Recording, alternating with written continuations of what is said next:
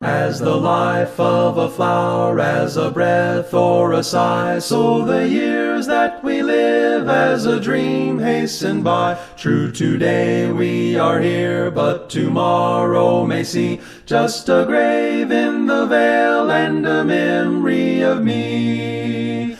As the life of a flower, as a breath or a sigh. Good morning po muli, at we're going to study about the subject of tongues. Tongues. Pag-usapan po natin. So pagkat po may mga katanungan tungkol po sa tongues. And basically, kaya po ito tinatanong, sapagkat po may mga group of professing Christian that believes that tongues should be practiced. Ang tawag po nila dito is speaking in tongues. Alright? So, bagaman po malayo ito sa talagang lingwahe. Kasi hindi naman talaga lingwahe yung kanilang mga sinasabi. Babbling yun, babbling. That's not actually language. Okay? Pero, pag-usapan pa rin natin po yung tongues na binabanggit sa Acts chapter 2 at binabanggit sa 1 Corinthians chapter 14. No? Okay.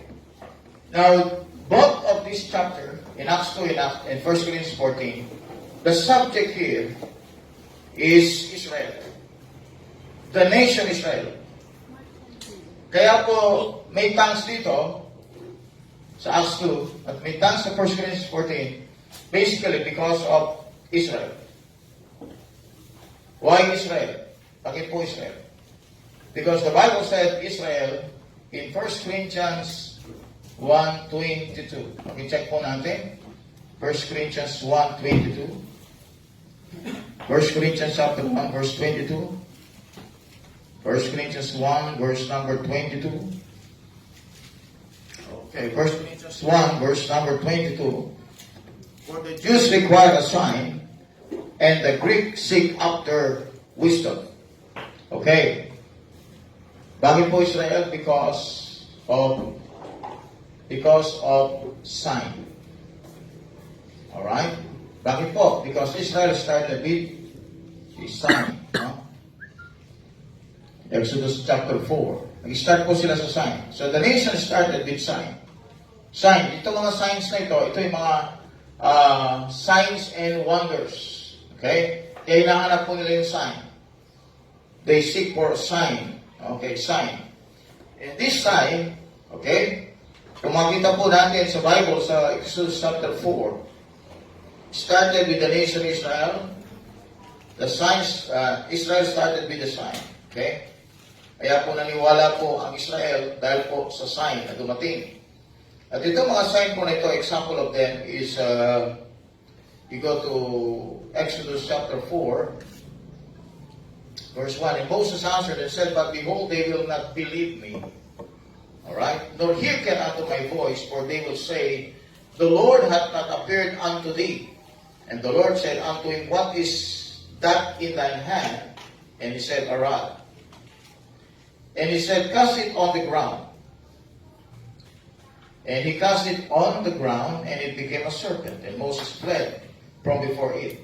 And the Lord said unto Moses, Put forth thine hand, and take it by the tail. And he put forth his hand, and caught it. And it became a rod in his hand, that they what? May believe. Sino yung day na yun? Israel. So Israel, they require a sign, so they will believe that the Lord God of their fathers, the God of Abraham, the God of Isaac, and the God of Jacob, had appeared unto thee. And the Lord said, Furthermore unto him, Put now thine hand into thy bosom. Ito yung healing, no? And he put his hand into his bosom, and when he took it out, behold, his hand was leprous as snow. And he said, Put thine hand into thy bosom again. And he put his hand into his bosom again, and plucked it out of his bosom. And behold, it was turned again as his other flesh. It shall come to pass, if they will not believe thee, neither hearken to the voice of the first sign. Kita niyo yung word? Sign, verse 8. That they will believe the voice of the latter sign. And it shall come to pass, if they will not believe, also these two signs, neither hearken unto thy voice, that thou shalt take the water of the river and put it upon the dry land, and the water which thou takest out of the river shall become blood upon the dry land. See that? That's a sign. So the nation Israel started with what? Sign. Okay, sign.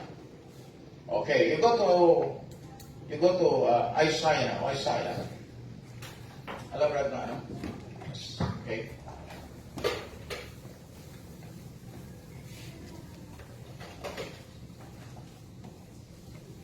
Oh, you go to Isaiah now. Isaiah chapter 28. Isaiah chapter 28. Isaiah chapter 28, verse number 11. Go to Isaiah 28, verse number 11. Alright, so nandyan po kayo ngayon sa Isaiah 28. Amen. Alright, Isaiah 28, verse number 11. Okay, ano po sinasabi dito? With a stammering lips and another tongue will he speak to these people. Stammering lips and what? Other tongue. See that? Kaya po itong sign ng speaking in tongues ay nasa Israel, o yan ang hinahanap ng Israel because yun ang prophecy. Alright, they're going to speak with other tongue. Okay. Kaya makita po ninyo, isa sa mga sign na na-include sa Acts chapter 2 ay yung speaking in tongues. Sapagat po, ito po yung purpose para po ang Israel ay maniwala sa mga apostol. You go to Acts chapter 2 now, Acts chapter 2. Acts chapter 2. Okay, Acts chapter 2, I think we start from verse number 1. And when the day of Pentecost was fully come, they were all in one accord in one place, and suddenly there came a sound from heaven, as of a rushing mighty wind, and it filled all the house where they were sitting. And there appeared unto them cloven tongues like as of fire, and it sat upon each of them. And they were all filled with the Holy Ghost, and began to speak with what? Other tongues. Yun po yung binabanggit ng Isaiah 28:11. Okay, na magsasalit sila ng ibang salita, other tongues, and it is a sign. Okay, so bakit po sa chapter 2 may signs, merong tongues? Alright, you go to verse, you'll see, na ang kausap ni, ang kanila pong kasama at kaharap dito ay mga tao na mga Jewish, they are Israelites. Verse number 5, and they were dwelling at Jerusalem Jews, devout men out of every nation under heaven. See that? Sino sila? Mga Hudyo, Israelites. You go to verse number 14. Sino kausap ni Peter? But Peter, standing up with the 11, lifted up their voice and said unto them, ye men of Judea, and all ye that dwell at Jerusalem. See that? Sino sila? Jewish Israelites. Alright. You go to verse 22. Verse 22. Ye men of Israel, hear these words, Jesus of Nazareth, a man approved of God among you by miracles and wonders and what? Signs. So yung speaking in tongues na nangyari sa Acts 2 is a sign for Israel. A sign for Israel. Kaya po sa Acts chapter 2 verse 16, binanggit ni Peter ito, but this is God. Okay, this is God, which was spoken by the prophet Joel. And it shall come to pass in the last days, said God, I will pour out my spirit upon all flesh, and your sons and your daughters shall prophesy, and your men shall see visions, and your old men shall dream dreams.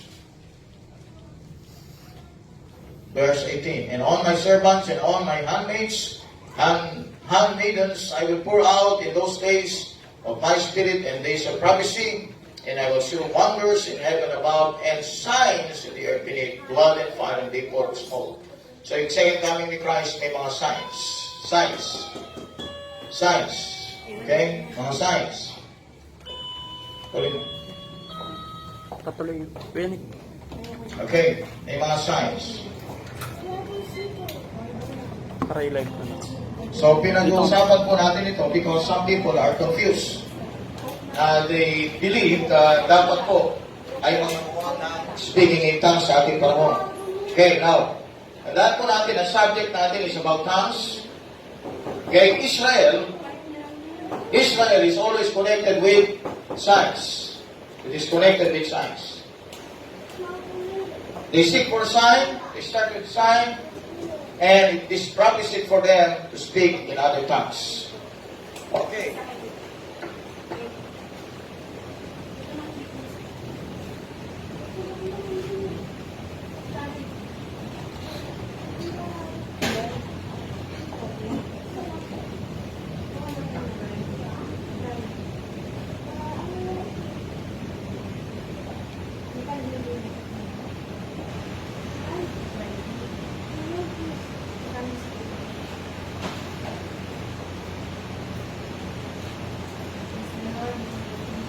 So this is Old Testament.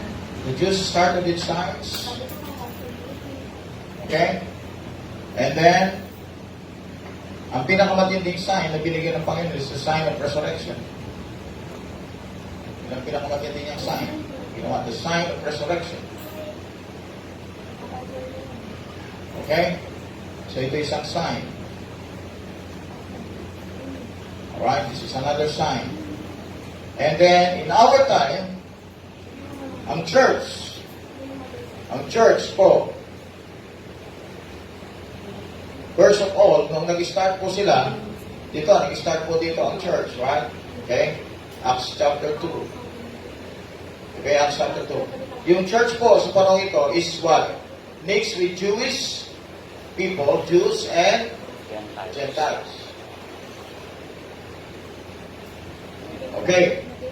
So dahil po dito, ang church, early church, okay, they still seek, the Jews seek for a sign. Okay? Sino yung nagsisik? Yung mga Jews, right? Ako niya? Yung Gentiles, nagsisik ba siya? Ano sinisik nila? Wisdom. Pero ang Israel, ang Jewish, nakasama sa mga church services. Basically, nag-start po sa mga early Christian churches. Okay? At makita po ninyo, isang example po ng mga combination ng mga churches, combination of Jew and Gentiles, ay yung nasa 1 Corinthians chapter 14.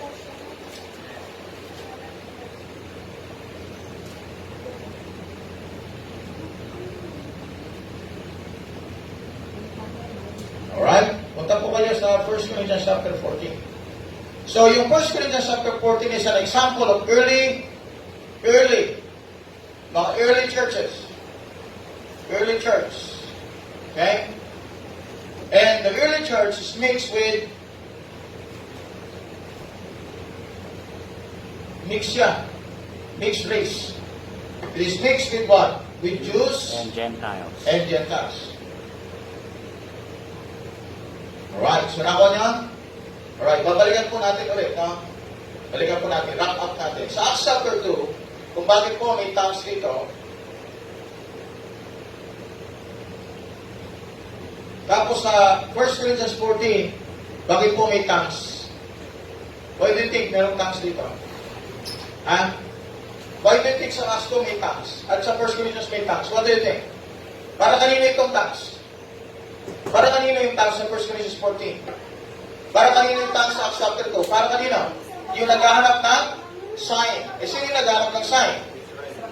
Israel. Kaya bakit may tongues sa Acts chapter 2? Because of the presence of Israel or the presence of the Jewish people. Okay, kaya may tongues because they are seeking for sign. Nag-start po sila ng sign sa Exodus chapter 4. Okay? Nung sila po naniwala kay Moses, at ang sabi ng Bible, these signs, ng signs, dito sila maniniwala sa sign. So that's the reason why in 1 Corinthians 1:22, the Jewish people seek for what? Sign. Okay? So kung may speaking in tongues man, dapat merong Budyong present. Kung may speaking in tongues, dapat may Jew na present. Sapagkat wala pong hinahanap na sign ng Gentile. Ang naghahanap, Budyo. Okay? Alright. So, tingnan po lang po natin before we go to 1 Corinthians 14. Another verse in Mark chapter 16. Mark chapter 16. Kasi po may question sa akin. Pastor, bakit may tongues sa Acts 2, at may tongues sa 1 Corinthians chapter 14. Mark 16. You go to Mark 16. With this one.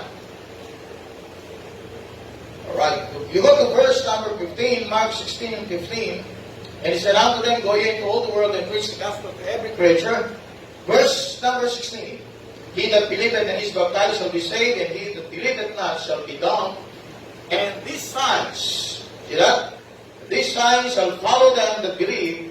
In my name they shall cast out devils, they shall speak with new tongues. You see that? Ano yun? Sabi niya, yung naniwala.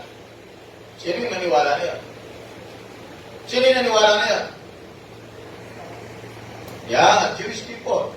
Kasi yung believe at saka yung signs, magkaugnay sila sa Israel. They will believe because of the sign. Kaya nga sa Mark 16, and these signs shall follow them that believe. In my name they shall cast out devils, they shall speak in what? New tongues. So hindi po applied sa lahat ng Kristiyano ito. Hindi po applied. Amen? Apply dito sapagkat itong panahon na ito, sila ay mga apostol. Ang mga apostol ay mga Hudyo. Amen. 2 Corinthians chapter 12, verse 12. 2 Corinthians chapter 12, verse number 12. Truly, the signs, susundan niyo po ba?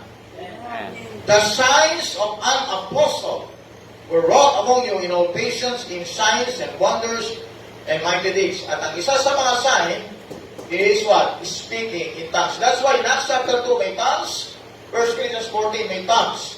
You go now to 1 Corinthians chapter 14. 1 Corinthians chapter 14. So the church is a mix of Jews and Gentiles. Started. Mix. Ngayon, halos Gentile na lahat. No? Bakit po sinabi ng Bible na tongues shall cease? Sa 1 Corinthians 13:8, nakalagay po doon, tongues shall cease. Alright? At binanggit po yan. Sa 1 Corinthians 13:8, dito po, makinig po kayo. Bakit binanggit sa 1 Corinthians 13:8 that tongues shall cease? Bakit po? Tapos sa chapter 14 may tongues. Okay? Binanggit po dito, sapagkat po, yung chapter 14, ito po yung mga early church. Early church. Na ang church ay mixed with what?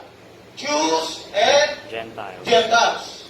Pero, ang prophecy ng Bible, yung tongues na yan, mawawala. Bakit po? Because there will come a time na wala ng Hudyo sa loob ng church. Amen? Tulad dito. Meron bang Hudyo dito? Okay lang po ba natin ng tongues? Hindi na. Right? Okay. So may confusion. Kaya hindi lang ginagawa.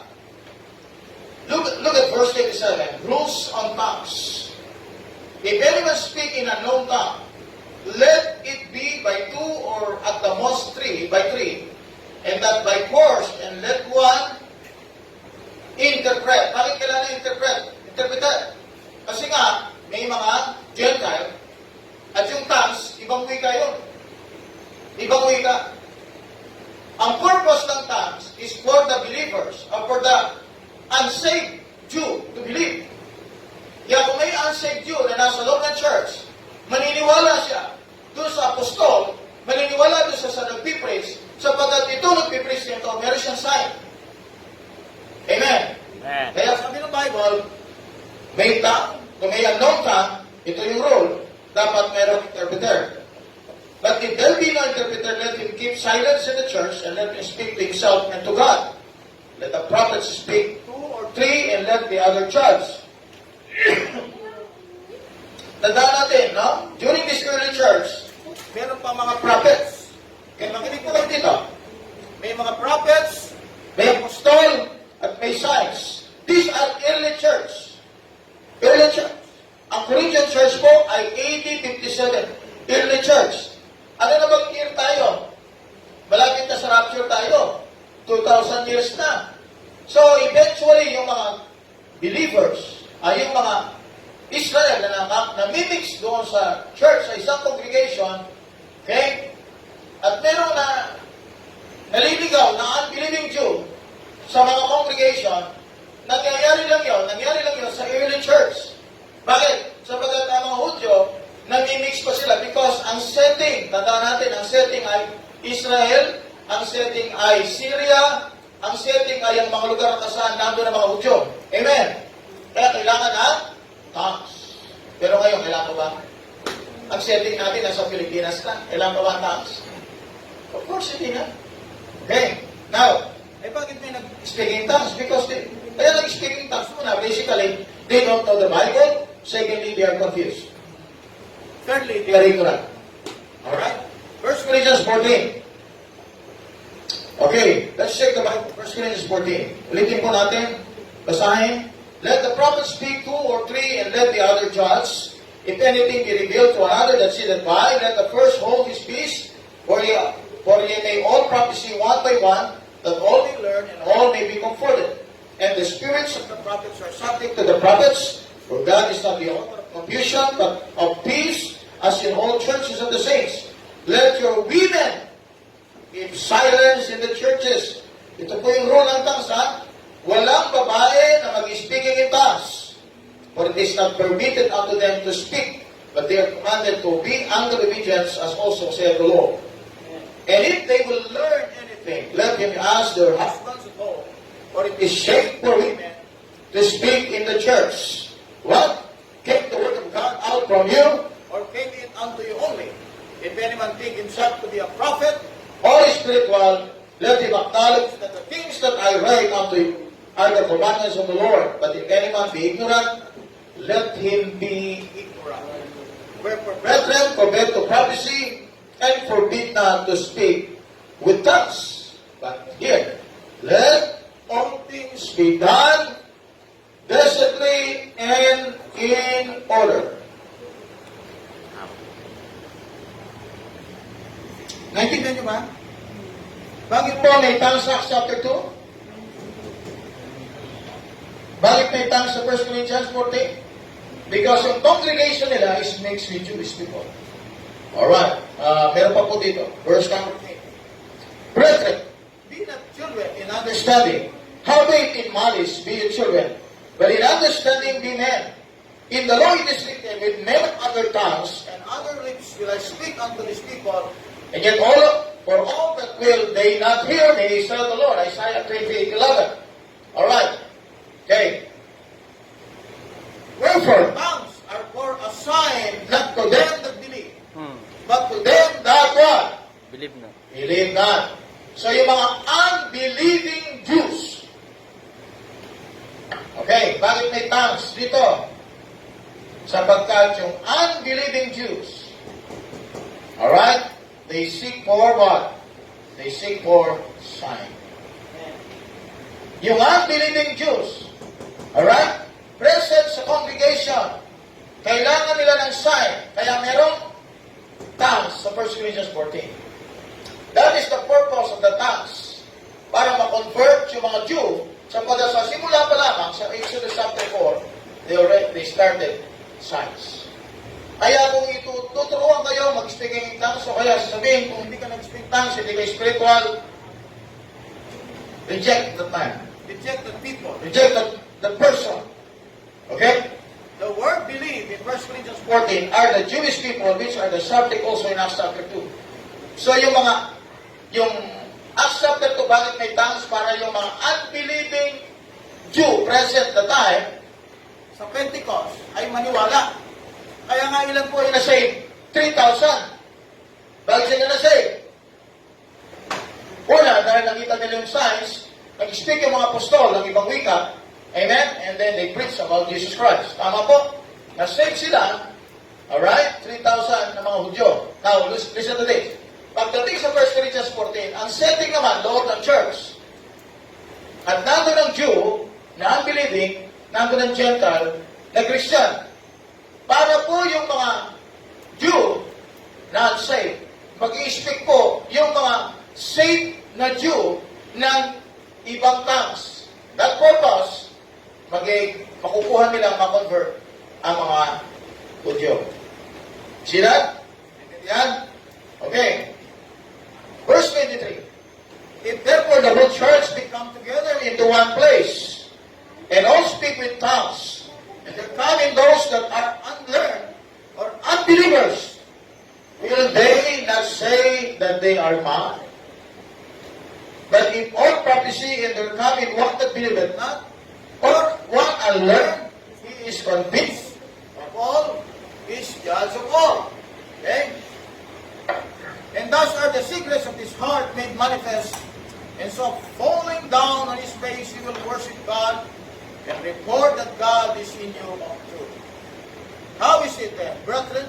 When you come together, every one of you hath a sound, hath a doctrine, hath a tongue, okay? Hath a revelation, hath an interpretation. Let all things be done unto edifying. So that's the purpose of the tongue. Okay, so ulitin po natin ang pag-aaral natin. Bakit po may tongues Acts chapter 2? Because Israel started with signs. So that's why the book of Acts chapter 2, they seek for a sign. Why? Because the Jewish people seek for a sign. Sign, hinahanap nila. Asan yung sign? Paniniwala kayo kami kung may sign ka. Kaya nga po ang sign na binigay ng Panginoon sa Matthew chapter 14, ang sign na binigay, okay? Matthew 12. Ang sign na binigay, ayan o, sign of resurrection. Kaya makita po ninyo, sa tribulation period, may mga sign din dito. Signs of thy coming. Ano yung mga sign na ito? Alright, sign. Bakit may sign? Because of the Jewish people. See that? Sign. May sign dito. Sa tribulation period, may sign sa ating panahon para sa mga Hudyo. At may sign nung nag-start ang Jewish people. Kaya yung sign na ito, kapatid, present kahit pa sa tribulation period because of the Jewish people. But the greatest sign na binigyan ng Panginoon, okay, is the sign of the resurrection. Is the sign. Kasi wala nang papatay dyan. Kasi yung namatay, nabuhay na magulit, at hindi na namatay. Wala nang papatay dyan. Kaya nga, part ng mga signs na iniiwan ng Panginoon at binibigyan ng Panginoon sa body of Christ, sa mga Israel, part po, amen, nito ay ang speaking in tongues. Now, listen. Punta po tayo sa 1 Corinthians 13:8. 1 Corinthians 13:8. Charity never faileth. But whether there be prophecies, they shall fail. Whether there be tongues, they shall cease. Whether there be knowledge, it shall vanish away. Ibig sabihin, ang tongues will what? Will cease. Ang ibig sabihin ng cease po, mag-ihinto. Hindi magtatagal. Magtatapos. May end ang tongues. Hindi po ito dapat nakikita sa ating panahon. Bakit po? Sapagkat tapos na po ang panahon ng mga apostol. Amen. Pagkat ito ay isang apostolic sign. Nakita nyo? 2 Corinthians 12:12. It is an apostolic sign. Mark chapter 16. It is an apostolic sign. Mga apostol, nung sila po ay papaalis na rin sila, papalipas na rin sila, yung kanilang mga powers na wala na rin. Si Pablo, di ba? Iniwan niya si Timothy. Di ba? Iniwan niya. Sabi niya, drink a little wine for thy stomach's sake. Iniwan niya yung isang disciple, merit of sick. Okay? Bakit po? Because it's fading away. The signs are fading away. Kaya ang sabi ng 1 Corinthians 13:8, tongues shall cease. Ang tanong, dapat pa bang may tongues sa ating panahon? Wala na po. Ang 1 Corinthians 14, binanggit lang po sa early church. Ako saan ang Jew, may nandoon, mixed with the Gentiles. The Jews, the unbelieving Jews. Hopefully, yan po ang nabigay ko po sa inyo ang gusto ko sa utak mula sa Bible at sana po ay Yun nga, naging clear sa atin Amen. kung bakit po may tongues. Right? Pero basically, nag-iwan sa atin na magandang paalala ang Panginoon. Sabi niya ganito, how is it then, brethren, when you come together, every one of you hath a psalm, hath a doctrine, hath a tongue, hath a revelation, hath an interpretation, let all things be done unto edifying. The word edifying, binanggit din po sa Ephesians chapter 4 yun eh. Sa chapter 4, yung word na edifying, strengthening yan by teaching the Word of God. Amen? Yeah. Kaya nga, ano sabi ni Paul? Pagka hindi mo maintindihan ng tongues, ano sabi niya? Mas magandang huminto na, di ba? Bakit po? Follow after the charity, verse 1, and the spiritual gifts, but rather that you may practice it. For he that speaketh in an unknown tongue speaketh not unto man, but unto God. For no man understandeth him, howbeit in the Spirit speaketh from mysteries. But he that prophesieth speaketh unto men to edification, exhortation, and comfort. He that speaketh in an unknown tongue edifieth himself, but he that prophesieth edifieth the church. So, ano mas mahalaga? Prophecy o tongues? Prophecy. Sabi niya, I would that ye all spake with tongues, but rather that ye prophesy. For great is he that prophesieth than he that speaketh with tongues, except he interpret, that the church may receive what? Edification. So what is the purpose of the church? Bakit may congregation? Bakit nagtitipon tayo? For what? Edification. Eh kung ang tongues di mo maintindihan, paano kung ma-edify? Makukumpuse ka, sabi nga ng Bible, baka sabi nila, mad kayo. Diferensya kayo. Amen? Kasi bakit hindi nila naintindihan eh? So kaya nga may Bible study tayo, Sunday school, bakit po? For the edification of the body of Christ. Alright? So yun lang po, tayo manalangin. Nagilang Diyos, pagpalain niyo po, Ama, ang aming pag-aaral at natutunan, Panginoong Diyos. Nawa o God ay ma-apply ito sa aming buhay. At maging kalasan namin. That's one of the reason why we're studying your word. I-bless niyo po, Panginoon Diyos, yung mga anak ng iyong salita. In Jesus' name, Amen. Okay po.